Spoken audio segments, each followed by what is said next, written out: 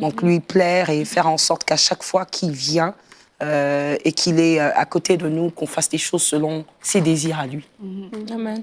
Et déjà, elle a dit quelque chose de super important d'entrée de jeu, c'est que la Bible dit que on doit s'approcher de Dieu avec foi, reconnaître que Dieu existe et qu'il est le rémunérateur de ceux qui le cherchent. Et je crois que pour déjà beaucoup de gens, déjà cette première étape de foi d'abord, de savoir que Dieu existe et Dieu veut une communion avec nous. Alors quand on sait que Dieu veut une communion avec nous, c'est sûr à ce moment-là qu'on sait que c'est son désir d'être en communion avec nous, c'est son désir que sa présence soit manifeste dans notre vie. Et ça, c'est vraiment quelque chose d'important en tant que chrétien, de prendre conscience que l'Éternel qui était loin, l'Éternel que c'était le souverain sacrificateur qui devait faire toute une série de choses pour attirer la présence. Cet Éternel-là s'est fait amour par Jésus-Christ et le voile est déchiré et nous avons accès à Dieu. Et des fois, des personnes vont se dire, bon, je vais attendre à dimanche pour aller chercher la présence de Dieu parce que je vais profiter de la communion des autres qui sont là, de la louange, de tout ça. Mais aujourd'hui, lundi matin, dans votre bureau, où est-ce que vous êtes, si vous écoutez, si vous êtes dans le train avec vos écouteurs, si vous êtes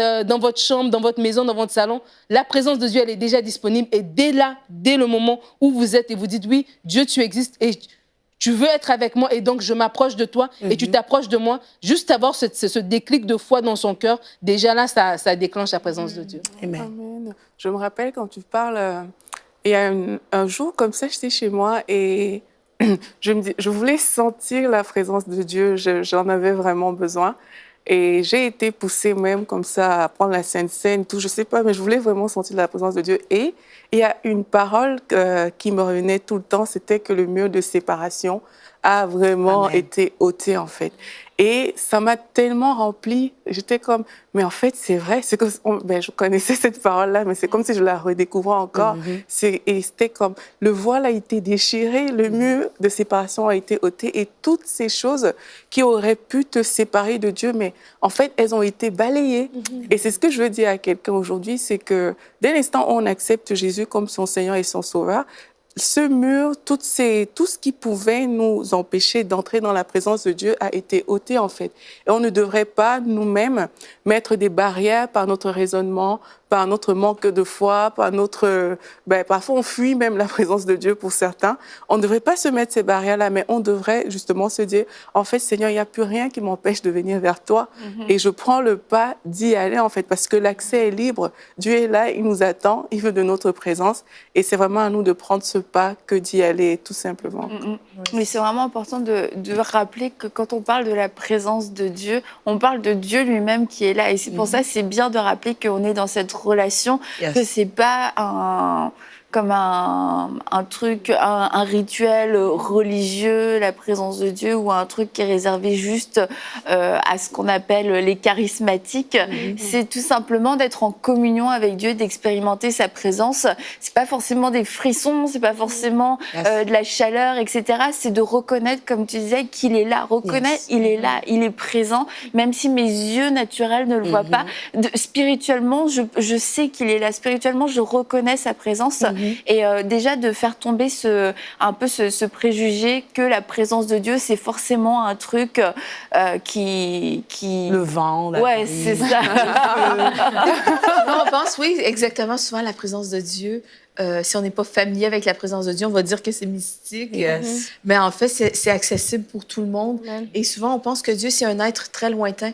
Mais quand on était réconcilié avec Dieu, qu'on a fait de Jésus le sauveur de notre vie, on l'a accepté dans notre vie, eh bien, cette séparation est terminée. Le voile a été déchiré, comme vous avez dit. Et vraiment, on peut avoir une communion parfaite avec Dieu. Et la Bible dit, approchez-vous. Dieu dit vraiment dans sa parole que si on s'approche de lui, il va s'approcher de nous.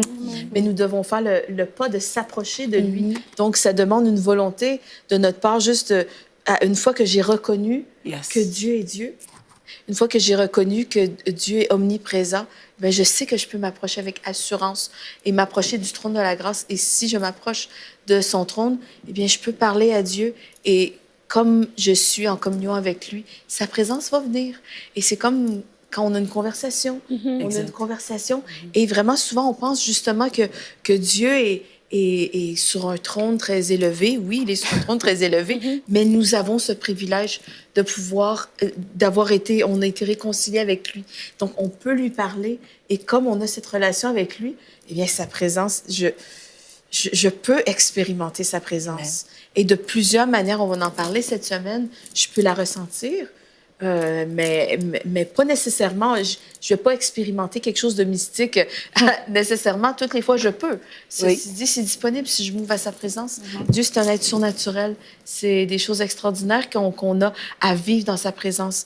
Mais juste le fait de dire, je peux parler au Dieu de l'univers à cause de Jésus-Christ qui s'est offert en sacrifice sur la croix, c'est énorme, c'est extraordinaire. Et vraiment, on veut reconnaître Dieu sur ce plateau. Et je crois vraiment que tout au long de la semaine, si les femmes nous suivent, eh bien, elles vont recevoir des révélations plus profondes de la présence de Dieu. Et vraiment, Déna, je suis bénie que tu sois avec nous parce que je sais que tu es une amoureuse de la présence et tu la transportes et tu vas savoir communiquer quelque chose à tout. Oui, c'est vrai. Donc, je crois que de tout ce qu'on a dit, ce qu'il faudrait rappeler à ceux qui nous suivent, c'est qu'on a posé la question de savoir comment l'attirer. C'est déjà en reconnaissant. Je crois qu'on l'a tous dit, c'est que quand tu reconnais la présence de quelqu'un, quand tu reconnais que la personne est là, bien évidemment, vous commencez à communiquer. Donc, je crois que la base d'attirer sa présence, c'est déjà de reconnaître. C'est pour ça que, pour la plupart d'entre nous, quand nous commençons à prier, surtout lorsque nous sommes entourés et que ce qui est tout autour de nous empêche, c'est pour ça qu'habituellement, nous fermons les yeux. Pas parce que on ne peut pas reconnaître sa présence sans fermer les yeux, mais c'est comme si on veut faire abstraction à tout ce qu'il y a autour de nous pour pouvoir que reconnaître que Dieu est présent, qu'il est parmi nous et qu'en ce moment-là, je ne peux l'attirer qu'en sachant ou en lui faisant comprendre que je sais que tu es là. Donc le fait que je sache que tu es là, maintenant, je suis prêt à parler avec toi, maintenant je suis prêt à communiquer avec toi. Donc du coup, à cette réponse, on se dira que la reconnaissance de sa présence nous donne la possibilité de mieux nous rapprocher de lui et de lui dire « Eh oh papa, je suis là, je sais que tu es là, on peut commencer à converser, on peut donc faire ce que tu veux que je fasse pour aujourd'hui, je peux donc suivre tes pas, je peux suivre les directives que tu veux me donner. » Donc on attire particulièrement sa présence en sachant qu'il est présent et qu'il est tout autour de nous. Mais aussi en ayant soif, parce que je crois que la soif, c'est vraiment comme un aimant, ça attire. La soif, tout simplement, peut-être pour... parce que quelquefois, quand on dit « Est-ce que tu as soif de Dieu ?» tu te dis... Mais comment on a soif? C'est juste désirer plus de lui, avoir cette envie de le voir comme... On fait souvent le parallèle avec des relations humaines, mais parce que ça nous permet de mieux voir, mais il faut quand même comprendre, même si on fait ce parallèle, même si on fait cette comparaison, notre relation avec le Seigneur doit être supérieure à nos relations humaines, et ça nous permet... ça nous permet pas forcément de comprendre Dieu parce que Dieu pense pas forcément de la même façon, mais ça permet de nous comprendre nous. On a envie de voir quelqu'un, on va l'appeler, on envoie un message, etc. On a comme cette démarche et puis quelquefois on peut même être insistante. Il y a sûrement des gens, des nains qui sont insistants avec toi. 8 fois le jour. Ça sonne et puis la 5e minute. Et tu vois, ces gens-là, ils ont soif de Déna, ils veulent voir Déna, ils veulent parler à Déna, ils veulent avoir ce contact et en fait se dire mais est-ce que j'ai cette même soif, ce même désir, cette même persévérance, cette même insistance avec Dieu tout simplement dans ma relation avec lui pour apprendre à passer plus de temps avec lui, pour chercher à passer plus de temps avec lui. Ouais. Mais Déna a dit la reconnaissance. Et alors que je pensais au thème comment attirer la présence de Dieu, je me suis rendu compte en fait, je priais et puis je me suis rendu compte en fait que Dieu en fait, il est déjà là en fait. C'est lui qui veut nous attirer. Exact. Tu vois. Et c'est quand tu te rends compte, il dit dans Apocalypse, je pense que c'est le chapitre 3 verset 20, que Jésus frappe à la porte et il dit je frappe, et je suis devant la porte, je frappe et celui qui entend ma voix ouvre la porte, je vais rentrer, je vais souper. Et je me dis c'est ça en fait. Dieu il est déjà là. Christ nous a rachetés et il veut que tout soit sauvé. Il veut rentrer chez nous et pas seulement se tenir à la porte, mais il veut même pas rester sur le pas de la porte, il veut rentrer, il veut souper avec nous. Donc, il veut être en communion avec nous. Yes. Et quand nous rendons compte qu'en fait, il a déjà fait tout le travail, il est déjà prêt et c'est juste question que si nous entendons sa voix, comme aujourd'hui on entend cette émission, de dire, OK, donc ça veut dire qu'il y a plus Donc, je peux aller plus loin. Donc, ça veut dire que Dieu, en fait, il est déjà prêt. Il veut communier avec moi. Il veut manger avec moi. Il veut me parler. Quand on mange avec quelqu'un, quand on fait encore le parallèle, c'est quand on mange avec quelqu'un, bon, on a le temps de parler, d'échanger des nouvelles, de dire certaines choses. Sans son téléphone. Sans son téléphone. D'aller en profondeur dans des échanges parce qu'on est juste à deux autour d'un repas. C'est intime. On ne mange pas avec tout le monde. Alors, si quelqu'un vient chez toi et mange avec toi, c'est intime. Et Dieu veut le faire. Et Dieu est déjà disponible de le faire et dire, OK, Seigneur, en fait, ce qui empêche que je sois dans ta présence, c'est pas toi, en fait. C'est moi. Toi, t'es là. Donc, il y a des choses que je dois changer. Il y a une foi, une reconnaissance, un peu tout ce qu'on a dit, une attitude que je dois avoir. Mais toi, tu es déjà là, tu as déjà fait toute la partie. C'est juste de moi de rentrer dans ta présence, en fait. Annabelle parlait aussi de la soif tout à l'heure.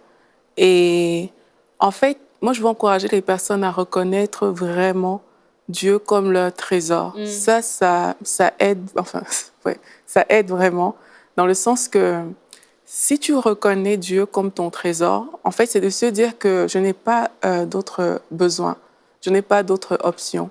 Et derrière chaque besoin qu'on a, c'est le désir de Christ, en fait, qui se cache derrière les besoins qu'on a généralement.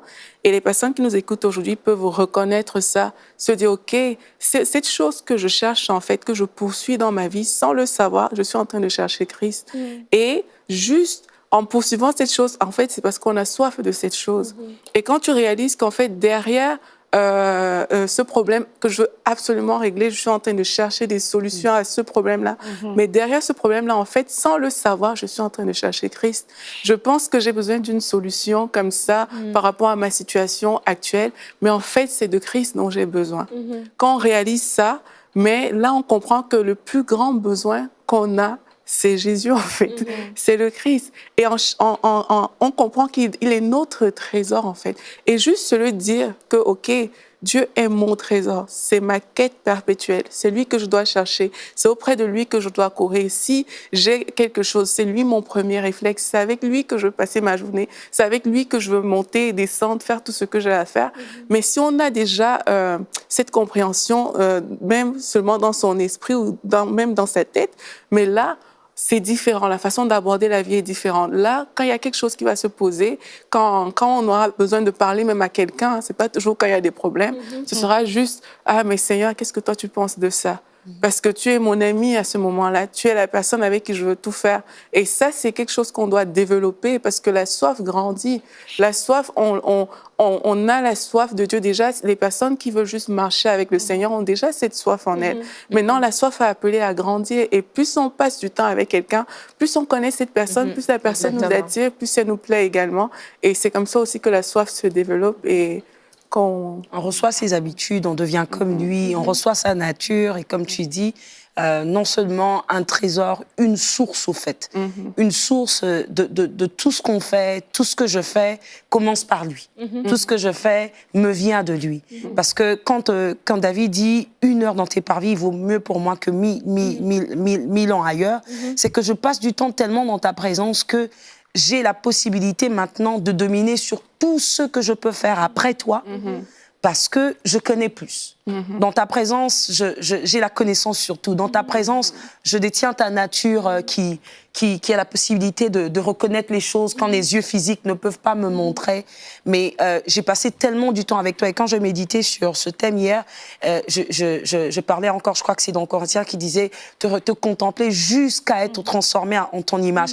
Passer du temps dans ta présence jusqu'à ce que je devienne comme toi, au fait. Quand je me regarde dans le miroir, c'est comme si on se ressemblait tellement. Et je sais que tu es glorieux, je sais que tu es grand.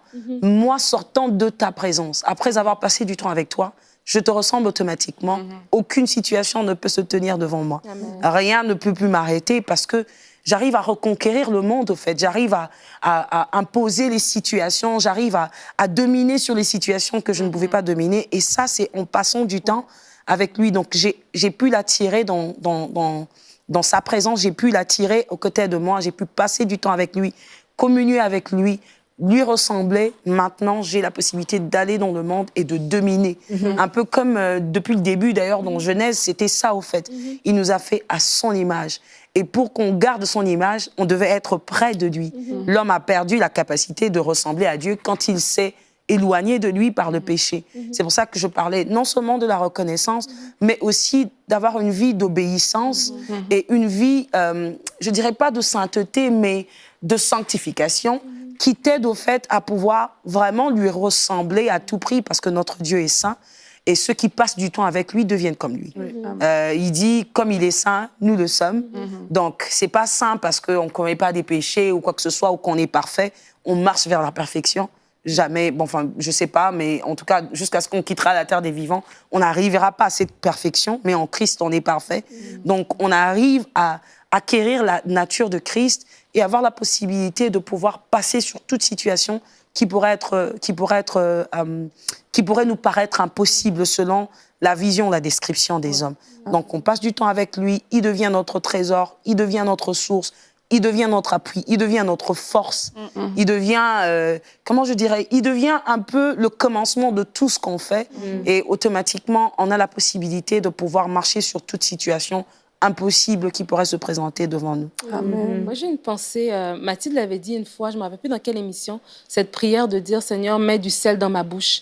Et je crois qu'il y a des personnes peut-être qui nous écoutent et que ça leur passe 10 pieds au-dessus de la tête parce que ça a l'air tellement trop... Ils n'arrivent pas, tu vois, ils n'arrivent pas à faire 15 minutes dans la prière, ils n'arrivent pas à se rappeler la Bible. Des fois, tu lis et puis ils s'en rappellent plein, ils se disent peut-être que ce n'est pas pour moi, c'est pour les autres. Mais je veux vraiment vous dire que c'est pour vous aussi. Christ est aussi mort pour vous. Christ veut aussi une communion avec vous. Et une première chose à faire, comme on a dit, cette soif ici, c'est un peu comme Mathilde l'avait dit dans cette émission, je ne me rappelle plus c'est laquelle, peut-être celle sur le Saint-Esprit, probablement, de mets ce sel dans ma bouche. Seigneur, c'est quoi? Je veux plus de toi, mais j'arrive pas, je suis dépassée ou j'arrive pas à comprendre la Bible, ça me semble confus. Mais juste de dire, OK, donne-moi cette soif, parce qu'il crée en nous le vouloir et le faire, selon son bon plaisir. Alors, crée en moi cette soif de me rapprocher de toi. Je veux aussi goûter à ta présence. Je veux pas juste c'est pas juste à l'église, c'est pas juste le dimanche, c'est pas juste pour les autres. Moi aussi, je veux quelque chose pour moi. Et je crois que si on vient sincèrement devant Dieu, c'est là qu'on a cette vraie transformation, en fait, et qu'on n'est pas juste en train d'écouter des émissions pour les écouter ou d'aller dans des concerts pour aller,